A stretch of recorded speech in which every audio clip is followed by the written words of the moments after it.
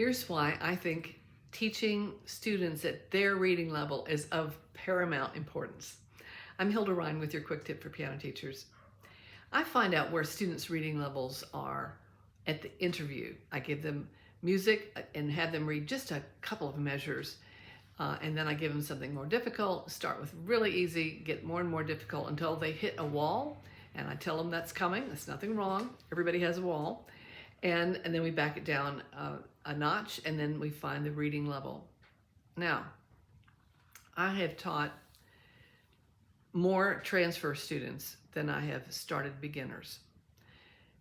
I have a lot behind me in teaching transfer students and teaching them to play musically. Most of them come in with very little in the way of sight reading skills and very little in the way of musical understanding. Here's what happens if I take them at their playing level rather than their reading level. Let's say they come in playing a Beethoven sonata for me, and when I ask them to sight read, the sight reading is nowhere near that.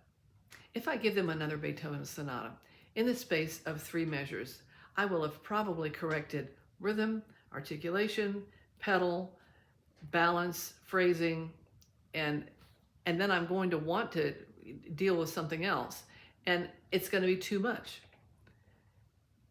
Instead, I prefer to work at the reading level where the reading is really not an issue and I can deal with musical concepts, 1 or 2 at the time. Let's get the idea of playing rhythmic groupings or the note values correct, articulation correct, how you play a really good 2-note slur. Let's focus on that. And then let's talk about balance. And then let's talk about phrasing. And then let's talk about learn contrasting articulation. And then we might be ready for something like voicing the right hand in a piece. I was teaching today the Sailor Song by Grieg, and it needed some voicing in the right hand. This student had studied with me for several years, and all those concepts that I had taught over the years were still in place. She played with rhythmic grouping. She played the notes, and the rhythm was right. The articulation was right. The balance was right. The phrasing was right. And then when I needed to talk to her about voicing the right hand, that's all she had to think about. The other things were already there, you see. That's the way I like to teach. I want to build on the things that I've taught before. When I teach something down here, I expect them to begin to learn to do that on their own.